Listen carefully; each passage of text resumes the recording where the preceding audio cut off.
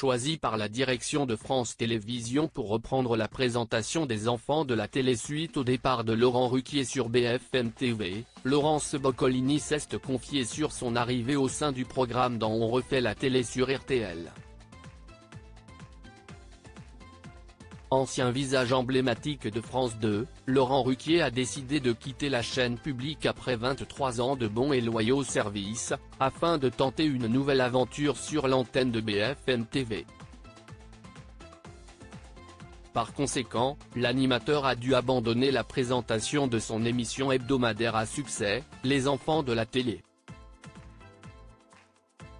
En raison des bonnes audiences réalisées par Laurent Ruquier depuis que l'émission a été transférée de TF1 à France 2 en 2017, les dirigeants du groupe France Télévisions ont décidé de maintenir le programme à l'antenne avec une nouvelle incarnation.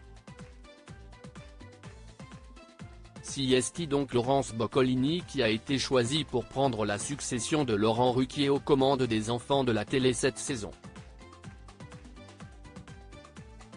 De passage dans l'émission On refait la télé, diffusée samedi 30 septembre 2023 sur RTL, l'ancienne animatrice du jeu Tout le monde veut prendre sa place s'est confiée au sujet de son arrivée à la tête de ce programme culte de la télévision française.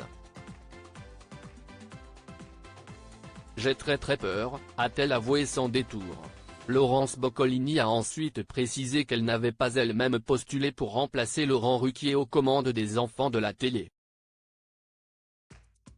Je n'ai rien demandé, je demande jamais, a-t-elle souligné. La chaîne m'a appelé, et m'a demandé, Laurence, est-ce que tu voudrais faire l'émission avec les enfants? J'ai donc cherché pendant 30 secondes l'émission qu'il y avait sur la chaîne avec des enfants. Je me suis dit mince, j'ai raté quelque chose, il y a une émission avec des enfants.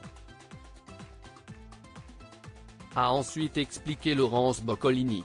Alors que le retour de l'émission sur France 2 a été retardé en raison de la Coupe du monde de rugby, la grande première de l'animatrice à la tête des Enfants de la télé devrait avoir lieu le dimanche 22 octobre 2023. Interrogée sur les changements qu'elle compte apporter au programme, Laurence Boccolini s'est montrée parfaitement transparente. Les différentes chroniques, les casseroles, évidemment que cela, on ne va pas vous les enlever, a-t-elle lancé, avant d'indiquer qu'elle allait remettre au goût du jour la cruauté qu'il avait rendue célèbre lorsqu'elle présentait le maillon faible sur TF1. Elle était un petit peu en jachère, cela fait même 20 ans qu'elle dort en moi. Je me suis dit que le temps était venu de la réveiller un petit peu. On va peut-être mettre de la hiérarchie dans la casserole. Certaines casseroles pourraient ainsi être les maillons forts de l'émission, a révélé la présentatrice.